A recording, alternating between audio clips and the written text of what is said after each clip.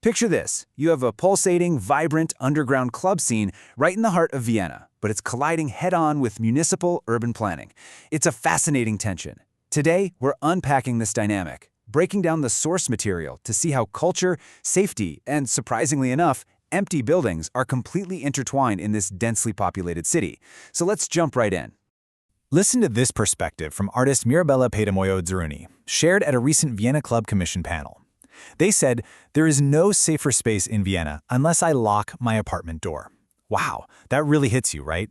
It gets straight to the human dimension of all this. We're not just talking about music or a fun night out, we're talking about a fundamental need for safety that just isn't being met in the current club culture.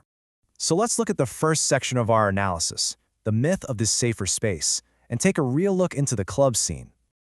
To put things into perspective, a report by the Vienna Club Commission found that 1 in 5 people feel uncomfortable in Vienna's nightlife. 1 in 5! That is a massive chunk of people. It totally validates what the panelists were saying. This isn't just an isolated incident here and there. It's a structural phenomenon. When 20% of visitors don't feel safe, it's pretty clear the current setup simply isn't working for everyone. The divide here is incredibly stark. On one hand, you have commercial clubs. According to the panel, these spaces are largely dominated by existing power structures. We're talking financially strong, white, cis-male decision-makers whose main focus is, understandably for a business, profit. But on the other hand, you have the utopian ideal of a truly safer space. These are venues that are non-commercial, inclusive, and completely self-managed. But right now, those involved say these truly safe spaces feel like an unreachable dream. Now, the city of Vienna is trying to do something. They've got initiatives like the Rettungsanker, which basically means lifesaver, along with various awareness centers. But experts like Flugpress chief Sandro Nicolucci and politician Susanna Haas point out that these are really just band-aids. Putting a flyer in a restroom or doing basic awareness training is just a drop in the ocean if the underlying power and profit structures remain completely untouched. Which brings us to Section 2, Vienna's paradox, and the issue of vacancy. This is where the city's urban development report Perspektive Leerstand, or perspective vacancy, completely flips the script for us. It looks at how the city actually manages its unused spaces. So suddenly, we're not just looking at a cultural issue anymore. We are facing a massive architectural and bureaucratic reality. But what do we actually mean by vacancy here? Well, the municipal report defines it as a multidimensional phenomenon. It's not just that brief window between one tenant moving out and another moving in. No, we're talking about obviously unused commercial spaces right on the ground floor and massive transformation areas that define the cityscape, which honestly often seem completely illogical from an economic standpoint. But here's the thing. The report makes it crystal clear that these empty spaces hold enormous potential. You've got all these people and groups desperately seeking space in a growing city.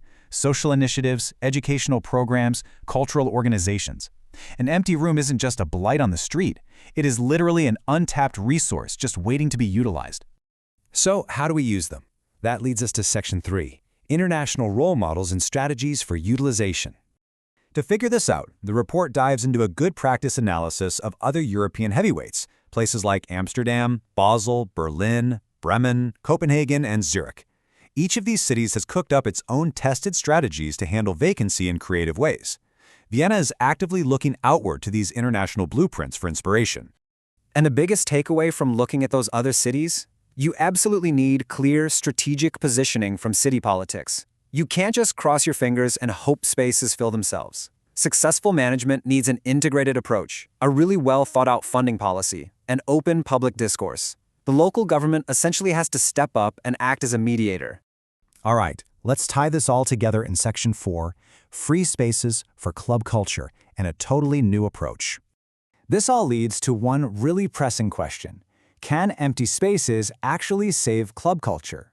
Think about it. If commercial clubs aren't providing genuine safer spaces and Vienna is sitting on vacant properties begging for creative interim use, doesn't the solution seem kinda obvious? Sandro Nicolucci hit the nail on the head during the panel. He explicitly pointed out that there is vacancy everywhere that could be used for interim uses. But he stressed not for more commercial spaces, but specifically for non-commercial ones. That right there is the bridge between municipal space management and the desperate need for cultural safety. So how do we actually make this utopia happen? The panelists outline 3 major systemic steps. First, you have to define and call out the existing power structures, who actually holds the money and makes the rules. Second, you need targeted funding to secure non-commercial spaces and redistribute that power. And third, you actually have to let these collectives utilize those urban vacancies to create self-managed spaces. But, and it's a big but, we have to face reality. Politician Suzanne Haas brought up a very harsh economic truth during the panel: financial potency. Non-commercial cultural spaces have a brutally hard time competing against wealthy commercial interests. A really sad concrete example of this was the closure of the Ragnarhof in Vienna. Sometimes pure subsidies just aren't enough to level the playing field when capital is calling the shots. It leaves marginalized communities in a really tough spot.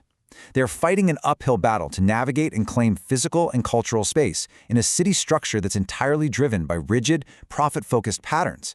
Finding room to just breathe and exist safely is incredibly difficult when the literal architecture of the city favors the highest bidder. Ultimately, this discussion is about way more than just going out on a Friday night. We're talking about urban planning, who gets the resources, and political will. The big takeaway here is that money, power, safety, and culture are completely woven into the bricks and mortar of a city. So I'll leave you with this, something to really think about.